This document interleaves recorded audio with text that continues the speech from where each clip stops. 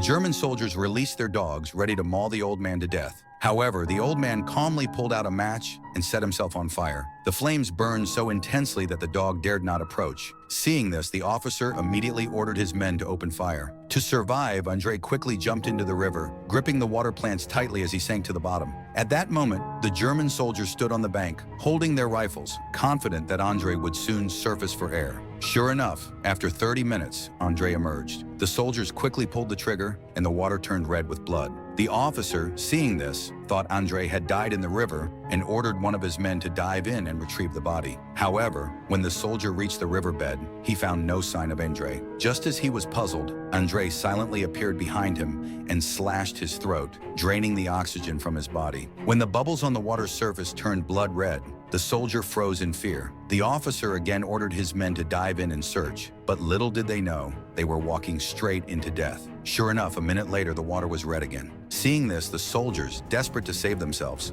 fled toward the shore in the boat, but they were shot dead instantly. What was even more shocking was that even though the soldier was dead, the boat kept moving. It wasn't until the boat reached the shore that the Germans realized Andrei had been hiding under the boat and had successfully made it to the other side. But Andrei was carrying a large amount of gold, and the Germans weren't about to let him escape. The officer immediately ordered machine guns to be set up and aimed at Andrei, firing relentlessly. To dodge the bullets, Andrei used the body of a fallen soldier as a shield, managing to escape. Just when Andrei thought he had shaken them off, the Germans turned their attention to the dog. Dogs recognize their masters, and the Germans used the dog's sense of smell to track Andrei once again. Just as Andrei excitedly reached out to embrace the dog, he suddenly realized the dog was strapped with a grenade. With a deafening explosion, Andrei was knocked unconscious. When he woke up, he found himself in the hands of the Germans. But they didn't immediately execute him. Instead, they chose to torture him to death. The soldiers tied Andrei to a wooden post with ropes.